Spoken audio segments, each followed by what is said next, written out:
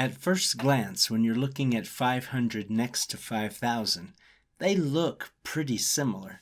But if we really look over here in our Project Explorers, you're going to see that there are some subtle differences which really make a lot of difference in the layout and structure of your project.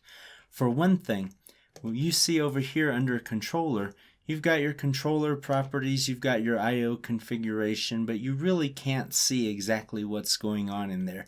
You can't see the layout of your processor and all of its modules.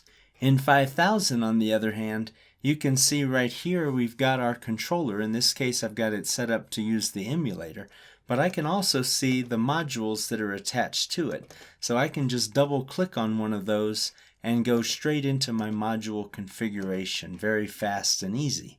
Whereas over here, I/O configuration, then I can actually see the layout of my modules, double click on the module, and then I can get into configuration.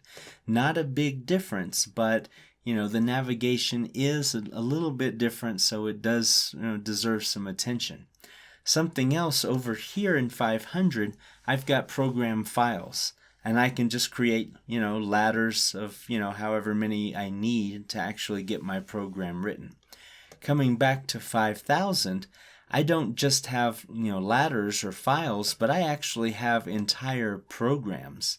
And under each one of those programs, I can actually have different routines, which would be the equivalent of the ladders. So if I come into right here, I'm looking at the main routine, you can see this is my ladder. But then I can come down here and I can just right click and say new routine, and I'm not limited to ladders. I can create a sequential function chart, a functional block diagram, or structured text.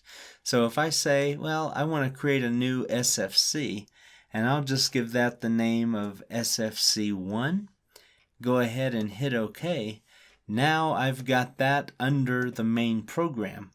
And, that doesn't affect anything in program 2. So now I can actually start creating other kinds of logic up under each of these different programs. And I can have multiple processors inside of my project. I can have different modules. I can have different programs. I even have a thing here for unscheduled programs, which is where any programs will fall if I don't have them called out somewhere and they're not executing. So I've really got a lot more power over here in 5000 as far as creating more complex projects and definitely more complex programs. We're not going to go through all of that because you're not going to use it most of the time. But you are going to walk out with an understanding of how to program in 5000, how to set it up, and how to use all of the different paradigms.